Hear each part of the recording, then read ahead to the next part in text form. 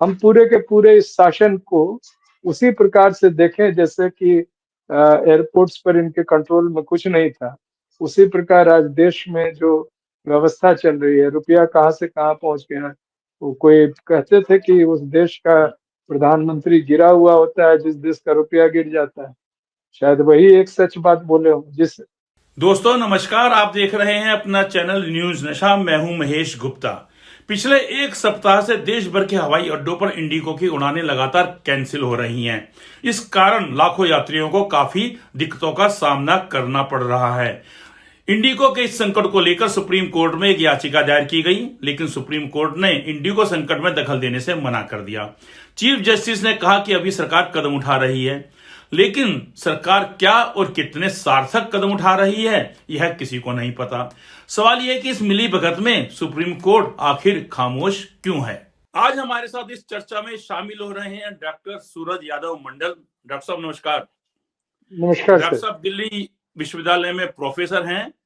Doctor साहब आज हम चर्चा कर रहे हैं इंडिगो के मामले पे, इंडिगो के संकट पे। सर सवाल ये उठता है कि इंडिगो का जो मामला है उसमें संकट कितना गंभीर है, और सुप्रीम कोर्ट में याचिका दायर हुई। सुप्रीम कोर्ट ने कहा नहीं, हम ये नहीं सुनेंगे इसको, अभी सरकार ऑलरेडी इस पे काम कर रही है।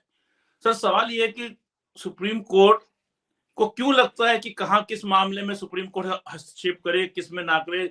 जब सरकार कोई कानून तक ले आती है उस तक में तो सुप्रीम कोर्ट हस्तक्षेप कर देता है, सुनवाई शुरू कर देता है।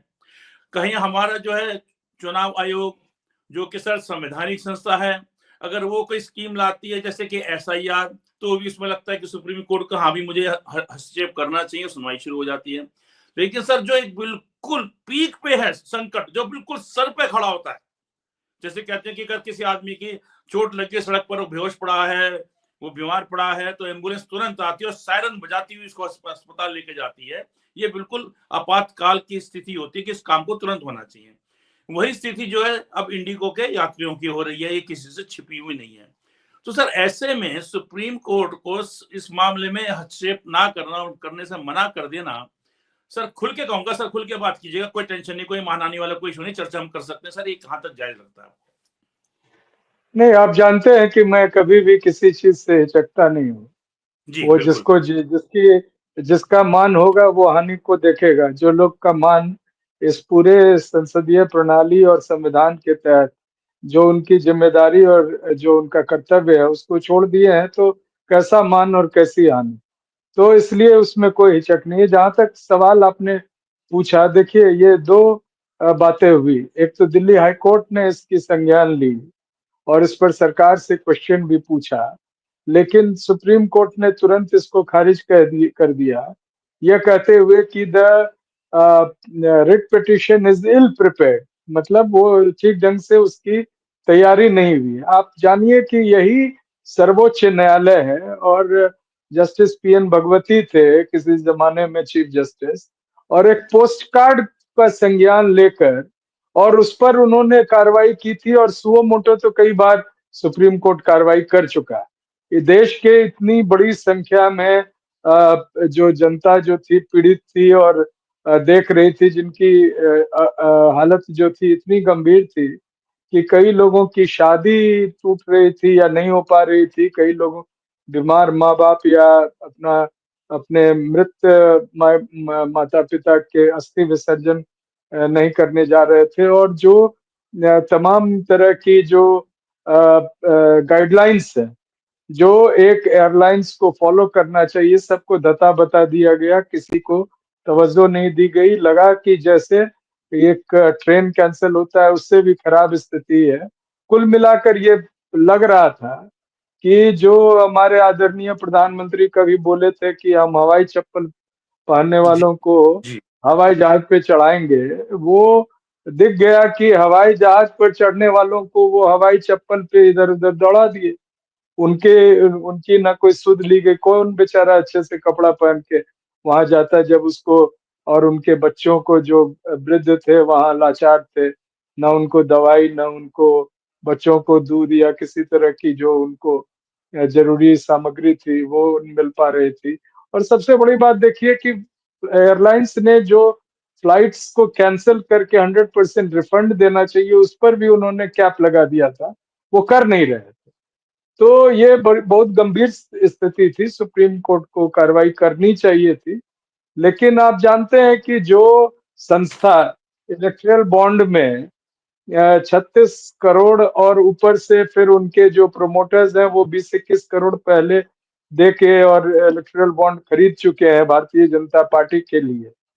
वो भारतीय जनता पार्टी की सरकार किस मुंह से इनको कहेगी, और खास तौर से ऐसी स्थिति में जब पूरे देश में जो एयरलाइंस, दो प्रमुख एयरलाइंस हैं, जो इंडिगो जिसकी लगभग 60% मैं समझता हूँ उनका एकाधिकार या मोनोपोली है इस क्षेत्र में, और अगर एयर इंडिया को मिला दिया जाए तो वो 92% हो जाता है। छोटे मोटे एयरलाइंस से उनकी कोई गिनती नहीं।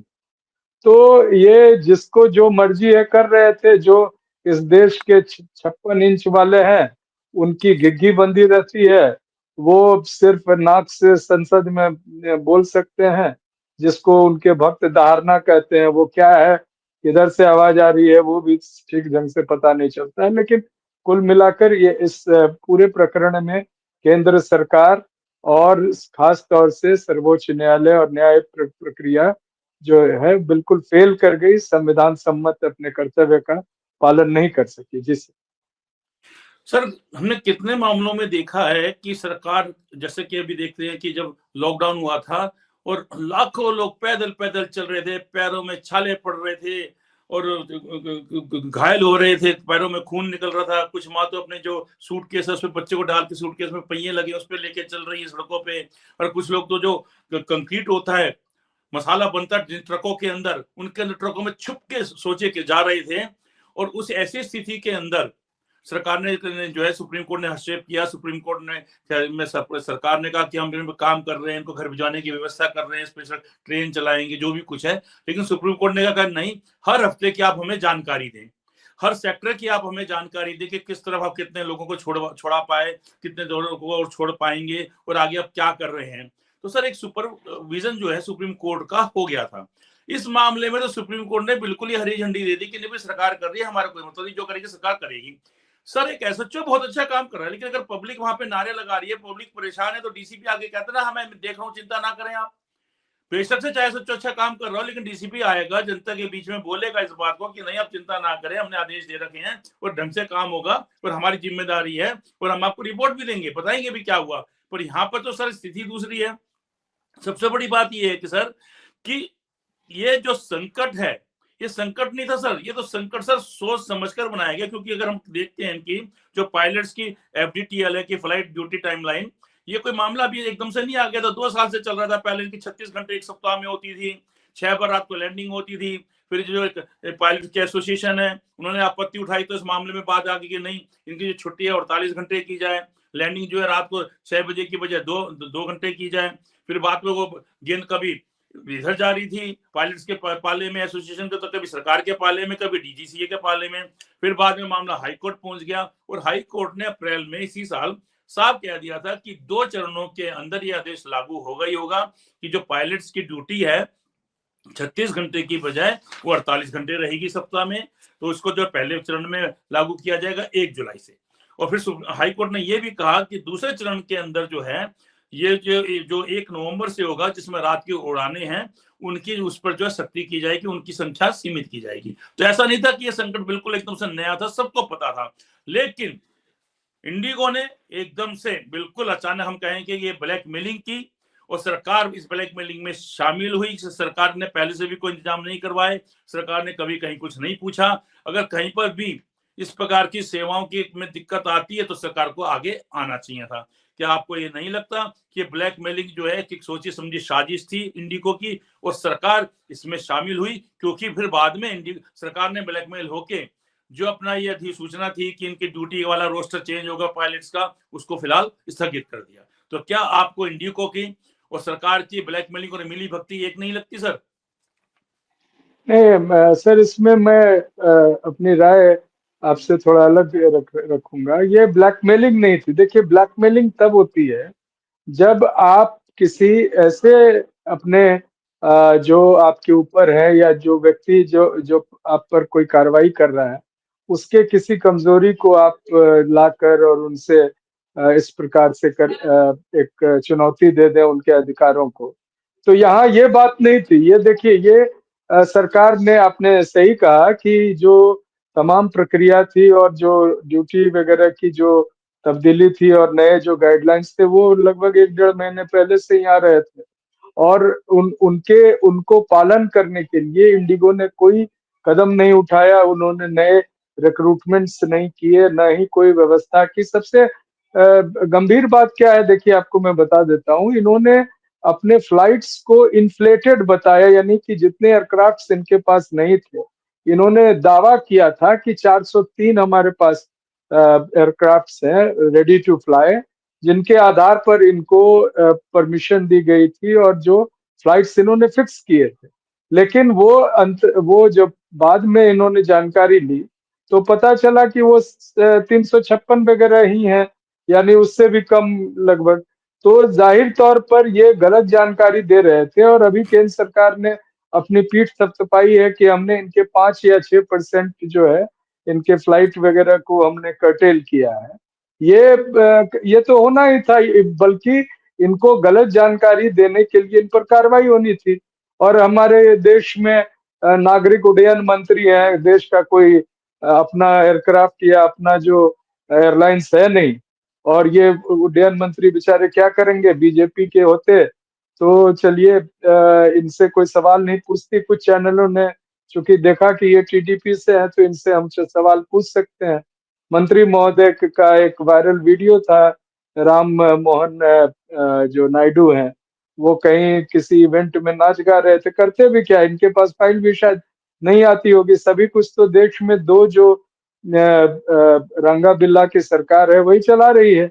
लोगों के सामने और लोगों का तो कोई, यहाँ बेकार में आके राजनाथ सिंह संसद में बोलते हैं, उनके पास भी कोई अधिकार नहीं है। जल्द ही उनको जो निर्देश कौन सा मंडल है जो इनका मार्गदर्शन मंडल, उसमें शामिल कर दिया जाएगा। तो ये देखिए, ये इनकी इन्होंने पहले से अपनी पेमेंट कर दी थी, यानी इलेक्टोरल बॉन्ड ले लिए। अब इनको एक वो भी नहीं, एक औपचारिकता थी कि अगर हमारी ड्यूटीज बदल रहे हैं तो हम जो इसके कंसर्न लोग हैं, अब डीजीसीए जो है उस पर मंत्री महोदय ने कहा है कि कार्रवाई करेंगे। अब राजनाथ सिंह जी ने पहले संसद में कह दिया कि सरकार में कोई मंत्री की इस्तीफा नहीं होती है, चाहे रेल में कितने लोग मर जाएं, एक्सीडेंट हो जाए, चाहे हवाई जहाज नहीं उड़े और पूरे के पूरे एयरपोर्ट लगे कि जैसे सब्जी मंडी है, और वहाँ कुछ भी कोई सहायता, कोई किसी प्रकार का उनको जो उनको सुविधाएं हैं नहीं दी जाए, तो उस पर कोई कार्रवाई होनी नहीं है। तो इस पर आप ब्लैकमेलिंग क्या कहेंगे सर इसको? इसको कहेंगे कि जिसकी जो मर्जी है जो कर रहे हैं। अगर इनको कुवत होता तो ये तो हर जगह फेल कर रहे हैं। अंतर्राष्ट्रीय रूप से तो इनको छोटे से देश अगल बगल के जो हमारे हैं, वो आंखें दिखाते हैं। ये कह रहे थे चीन को ना लाल लाल आंखें दिखाएंगे। उसके बाद देश में जो है तमाम कॉरपोरेट्स जो है वो है। अब सुनते ये भी है कि एक जो पायलट ट्रेनिंग इंस्टीट्यूट जो है सरकार का, उसको खरीद लिया अडानी साहब ने। और एक ट्रेनिंग की हुई पायलट की जो या उसके लिए फीस वगैरह काफी होती है। तो ये जो आदेश भी दिया गया था, इस वजह से दिया गया था कि नए ट्रेंड पायलट्स का रिक्रूटमेंट होगा तो अडानी साहब को फायदा होगा। तो दो कॉरपोरेट्स के यहाँ पर जो उनके हित थे या उनकी जो मुनाफे थे, वो थे दांव पर। और इस सरकार में कॉरपोरेट्स में सबसे बड़ा कॉरपोरेट अडानी है। तो अडानी को ये, मैं मुझे नहीं लगता है कि वो सीधे सीधे एयरलाइंस को चालू करेंगे और चाहेंगे, चूंकि एयरपोर्ट्स भी सारे इन्हीं के कब्जे में है और सब कुछ इनको दे दिया है। तो ये ऐसे चीजों में हाथ डालते हैं जहां पर इनको अधिक परेशानी नहीं होती है, सिर्फ मुनाफा होता है। हाथ मरोड़ के भी इनको पैसे निकलवाने होते हैं। तो इनके पास सरकार, ये लोग पहले मंत्री सब पीए रखते थे, आज सॉरी, जो सरकारें जो हैं वो अपने कॉरपोरेट्स रखते थे। अब कॉरपोरेट जो है सरकार रखी हुई है केंद्र में, और वो उनके मन मुताबिक चलते हैं। तो इसमें जो परेशानी और जो दिक्कतें लोगों की, आपने सही कहा कि जो लॉकडाउन के समय भी जो परिस्थितियां जनता ने झेली, लेकिन आप देखिए ना कैसे जनता भूल भी गई। बिहार में चुनाव हो रहा था, जो लोग उस समय बुरी हालत में पहुंचे थे। जिंदगी भर कभी इस सरकार का, डबल इंजन सरकार का मुंह देखने का कस की नहीं देखने की कस्में खाई थी। 10,000 रुपया बहुत लोगों के अकाउंट में गया, उनका मन शायद बदल गया। हालांकि मैं इसको पूरी तरह से सही नहीं मानता हूँ, फिर भी कई वोट तो इनको इस आधार पे मिल ही गए। तो ये परिस्थिति और लोकतंत्र का बहुत ही एक काला अध्याय चल रहा है, और इस अध्याय में जो संविधान सम्मत संस्थाएं हैं उनको अपने अपने कार्यशैली में भी दिक्कतें हैं, और न करना चाहते हैं, और कोर्ट उससे अलग नहीं। कोर्ट क्या करेगा? वो अभी आप देख रहे हैं कि वो फ्लिम्सी ग्राउंड्स पर पीआईएल को डिसमिस कर रहा है। सरकार के से डेलीगेशन एक मिला है इंडिगो का, जो उनके मालिक का, और ये इनका दावा है कि 12 दिसंबर के बाद से, यानी परसों से लगभग सब फ्लाइट से ठीक हो जाएंगे। लेकिन आप एक चार्ट देखिए सर, अभी कुछ अखबारों ने इसको निकाला भी है। उसमें किस प्रकार से जो फ्लाइटें कैंसिल हो, जब से सरकार ने ये नए आदेश दिए थे उसके बाद फ्लाइट्स कैंसिलेशन की जो तादाद थी वो बहुत अधिक बढ़ गई थी। बल्कि दिसंबर में तो वो अंतर्राष्ट्रीय न्यूज एजेंसी रॉयटर का समाचार अल जजीरा का समाचार बन गया था। इतनी अधिक, यानी 3-4 हजार से अधिक फ्लाइटें कैंसिल हो रही थी 5 दिसंबर के बाद से। तो इस तरह से बहुत ही गंभीर स्थिति थी। जिस डॉक्टर साहब, इसमें एक चीज और देखिएगा कि को काफी महत्वपूर्ण है कि सब जानते हैं, जैसे जो आपने बात बोली कि सरकार पहले कॉर्पोरेट्स अपने पास रखती थी। हालत ये है कि जो उद्योगपति है वो सरकार को अपने पास रखते हैं। और ये जो जिस प्रकार से एक संकट खड़ा किया गया, जनता कितनी ज्यादा परेशान हुई। और जो इंडिगो है वो कहते हैं कि हम जो है रोजाना 2200 से ज्यादा फ्लाइट्स हम उड़ाते हैं, तो सबसे बड़ा सेक्टर इंडिगो का ही है। तो सर, आने वाले समय में जिस प्रकार से जनता भी परेशान हुई है, जनता कोई बहुत ज्यादा गहराई में नहीं जा पाती, उनको नहीं पता चलता कि इसके पीछे कहानी क्या है। बहुत लोगों को तो अभी तक ये भी नहीं पता है कि उड़ानों का जो संकट है किस वजह से आया है। सच्चाई बता रहा हूं मैं आपको। तो लेकिन इसके अंदर आप देखेंगे कि जिस प्रकार से संकट खड़ा हुआ, पब्लिक बहुत परेशान हुई, मीडिया के अंदर आया, इंडिगो पूरा बदनाम हुआ, और अब सरकार ये बोल रही है कि हम एक ऐसा फैसला लेंगे, इनके खिलाफ ऐसी कार्रवाई करेंगे कि एक मिसाल बने। तो सर, कहीं ऐसा तो नहीं लगता आपको कि जो हमारे सरकार है, जिनको दो कॉर्पोरेट वालों ने, दो उद्योगपतियों ने अपने सरकार को अपने पास रखा हुआ है, कहीं उनको एक लाभ पहुंचाने के लिए एक भूमिका तैयार हो रही है कि हाँ, ये जो सेक्टर है एयरलाइंस का या इंडिगो है, जो भी कुछ है, वो चाहे उस पर संकट आए, चाहे वो बिके, और वो जो हमारे दो उद्योगपति हैं वो इस फील्ड में और उभर कर आए, और यहाँ की चीज बिकेगी और वो लोग खरीदेंगे। नहीं, वो कई बार तो ये कहा जाता है इस देश में, दो लोग बेच रहे हैं और दो लोग खरीद रहे हैं। कौन दो लोग बेचने वाले हैं और कौन दो खरीदने वाले, हमारी जनता जानती है। आपने कहा कि जनता को नहीं पता है।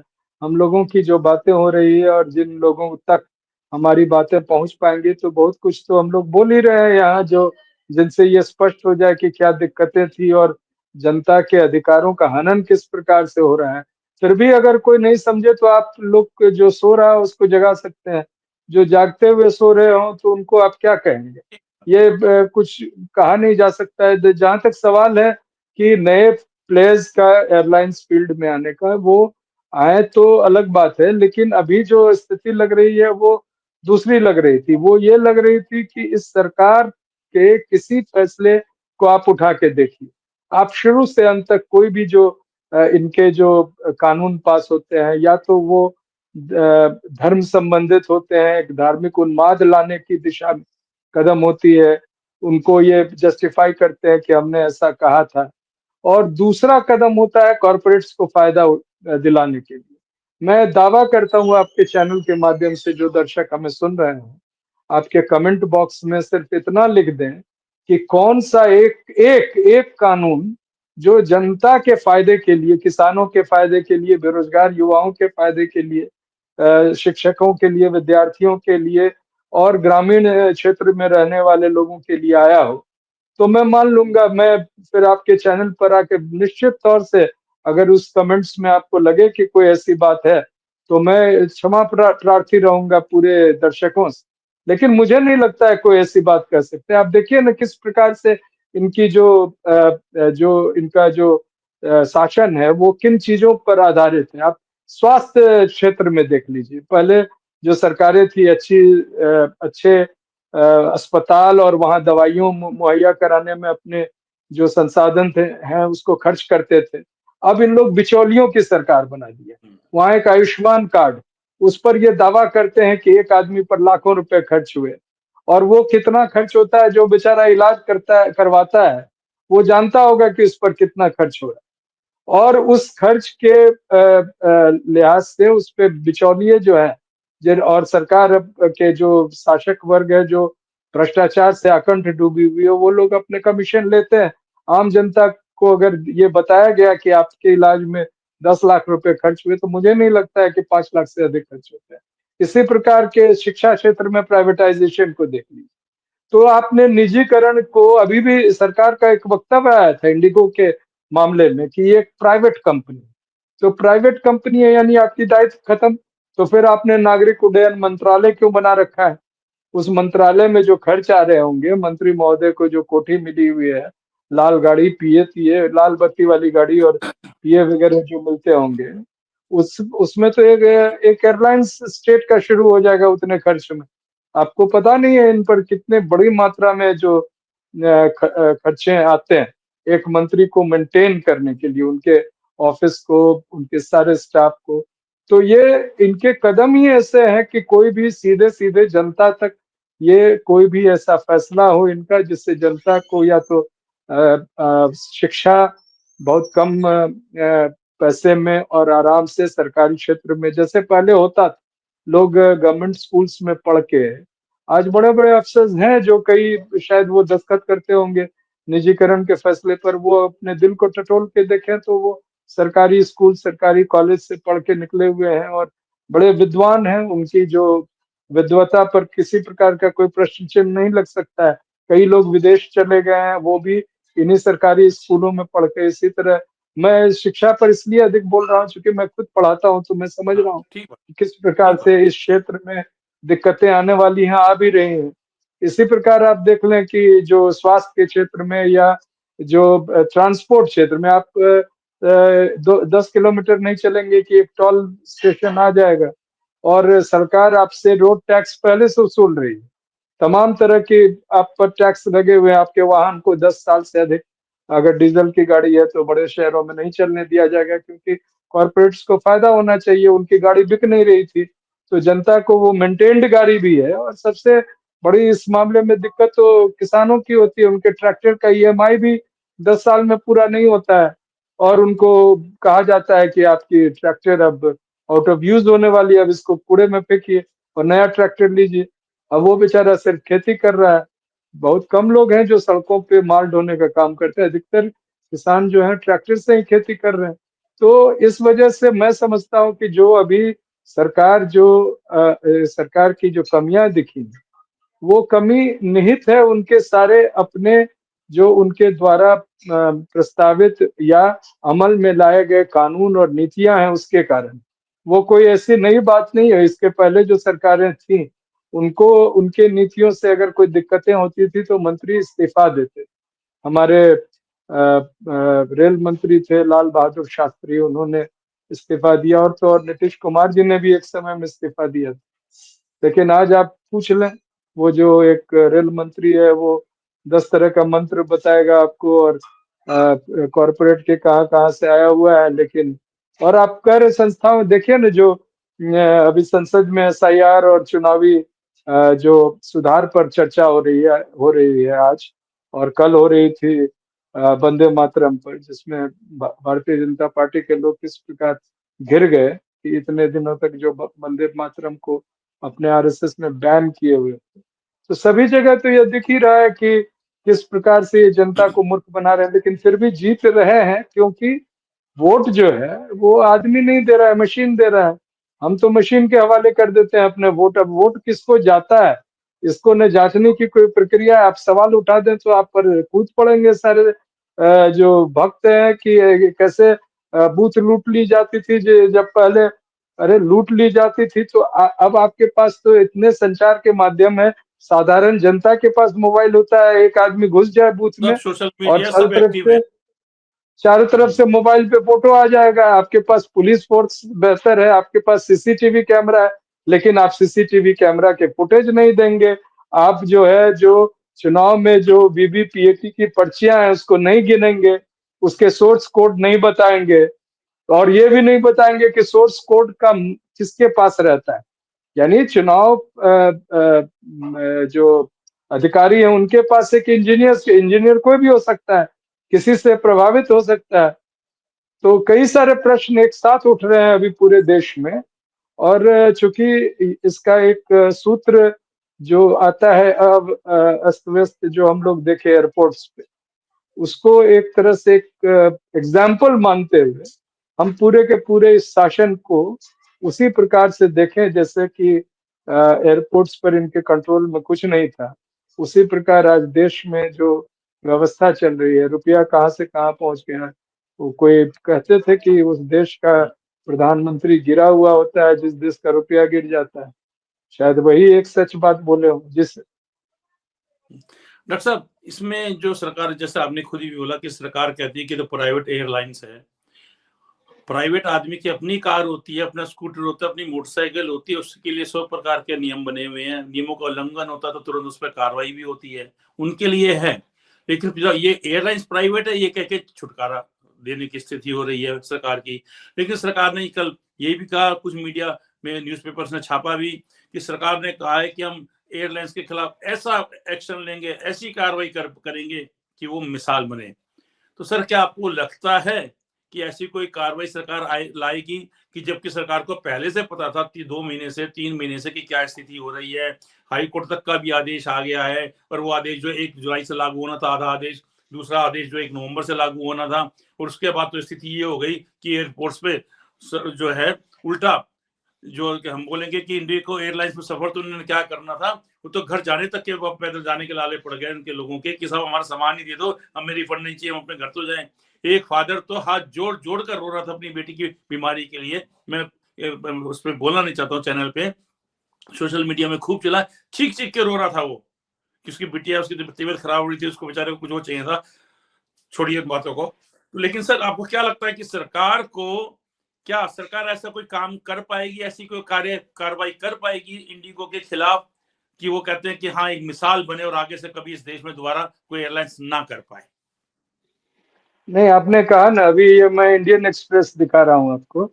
ये देखिए, इसने इंडियन एक्सप्रेस में लिखा हुआ है कि 10% फ्लाइट्स को कट डाउन करेंगे। मैं आपको बता दिया 10% इसलिए क्योंकि वो गलत जानकारी पहले से दिए हुए हैं कि हम लोग के पास 405 यस। फ्लाइंग एयरक्राफ्ट्स हैं और एक्चुअली में उनके पास 356 है। तो 10% तो वो गलत जानकारी वैसे। देते थे और दे रहे थे, और वो तो फ्लाइट्स तो कैंसिल होना ही था। आपको मैं यस। बता दूं सर, 2 बार एयर इंडिया से ही मैं ट्रैवल कर रहा था, हैदराबाद गया था और फिर नागपुर भी गया था।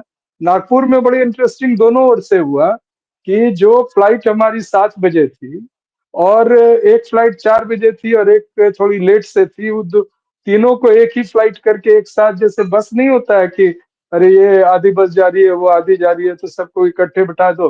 तो हमारा जो टाइमिंग था फ्लाइट का उसको प्रीपोन कर दिया, यानी जो 7 साढ़े 6 बजे था उसको कहा गया आपको अचानक मैसेज आया कि आप 4:30 बजे दिल्ली एयरपोर्ट पे पहुंच जाए। और जो इसी प्रकार जो लेट फ्लाइट था, जो हमसे पहले था, उनको कहा गया कि आपका थोड़ा लेट जाएगा। तो इस प्रकार से तो एयरलाइंस काम क्या है, इनकी जानकारी नहीं है इनको, और अगर जानकारी है तो क्या ये कोई कार्रवाई किए हैं? सबसे बड़ी बात सर देखिए, विदेशों में जो डोमेस्टिक, अच्छा एक बहुत इंटरेस्टिंग चीज और मैं बता दूं कि इस पूरे प्रकरण में अंतरराष्ट्रीय फ्लाइट्स पे कोई असर नहीं पड़ा है। ये जो असर पड़ा है प्योरली डोमेस्टिक पर पड़ा है, और डोमेस्टिक पर इसलिए पड़ा है क्योंकि यहाँ के लोगों को वो गाय बैल समझते हैं कि इनको जो जिस तरह से हम हाँक दें वो चले जाएंगे। इनको मोदी जी हाँकने वाले हैं, इनको अमित शाह हाँकने वाले। बाकी जो अंतरराष्ट्रीय फ्लाइट्स में जो चूंकि वहां पर जो विदेशी मेहमान या विदेशी लोग हैं उन पर गलत विश्व गुरु को विश्व गुरु समझने लगेंगे। वो जो विश्व सांप जो रखता है वो वाला विश्व गुरु ये है। तो ये देखिए, विदेशों में कोई अभी कोई हमारे किसी चैनल पे डिस्कशन में सुन रहा था जो गेस्ट ने कहा कि विदेश में जो हमारे फ्लाइट्स, डोमेस्टिक फ्लाइट डिलेड हो गया, तो एयरलाइंस की तरफ से तुरंत लोग आया कि आप लॉबी में ही कुछ खाएंगे या होटल चेक इन करेंगे। चूंकि 2 ही घंटे का लेट था, तो अब भारतीय लोग तो उतना जानते हैं किसी तरह बिताने का, तो बोले हम गए नहीं होटल, हम वहीं लॉबी में ही रहे। तो हमें पूरी तरह से सेवा सत्कार किया गया कि जब तक आप लेट हो खाना। यहाँ तो जो लोग घंटों तक थे वहाँ पे एयरपोर्ट्स पे, उनको आप तो खुद ही कहे कि एक कॉमन सैनिटरी पैड नहीं दिया जा रहा था, तो और क्या दिया जाए। और पिता रो रहे हैं, भयावह स्थिति थी, देखा नहीं जा रहा था। वो तो अच्छी बात थी कि उस समय हम लोग, मैं बराबर यात्रा करता हूँ, लेकिन उन दिनों में मेरी कोई यात्रा नहीं थी, तो इस बड़े टॉर्चर से कहना चाहिए बच गए। लेकिन जो यात्री बेचारे गए, और देखिए ना कितना हास्यास्पद है, वो खड़े होके वो इंडिगो मुर्दाबाद करे। कि इंडिगो का चलाने वाला जो सरकार है उसका मुर्दाबाद तो तुमको कहने की हिम्मत है नहीं, तुम कहोगे नहीं। उनकी नीतियों वो हम हर आदमी अगर खुद ही हमें इंडिगो से डील करना पड़े, हमें एयर इंडिया से डील करना पड़े, हमें छोटे मोटे कंपनी से डील करना पड़े, तो उसके लिए सरकार हमने चुनी है। लेकिन ये सरकार क्या है, अगर इतना ही निजी है तो ठीक है, कॉर्पोरेट्स के हाथ में सरकार सौंप दे। बेकार में ये पद लिए हुए हैं और सीधे सीधे संसद को नीलाम कर दे। जैसे बेचते हैं कंपनियां, वैसे संसद को भी बेचने का ये अपना कार्रवाई करें। अगर इसी प्रकार से देश चलाना है, और हम तो इसका विरोध करते थे और करते रहेंगे, आपके माध्यम से भी और जहां जहां मौका मिलेगा वहां भी। जिस चलिए डॉक्टर साहब, आज हमने आपका बहुत समय लिया और आपकी भी एक गुजारिश थी कि आप सीमित समय तक हमारे साथ उपलब्ध रहेंगे, तो मैं चर्चा को आज समाप्त करता हूँ। तो एक नया कोई इशू लेके हम आपसे बहुत जल्दी दोबारा चर्चा में करेंगे। नहीं, आपसे बात करना हमेशा खुशी होती है। बहुत बहुत धन्यवाद, और दर्शकों को भी शुक्रिया। शुभ रात्रि। और आप हमसे जुड़े रहने के लिए सब्सक्राइब करें YouTube पर, फॉलो करें Twitter पर और लाइक करें Facebook पर। और ज्यादा जानकारी के लिए आपको टाइप करना होगा सिर्फ न्यूज नशा।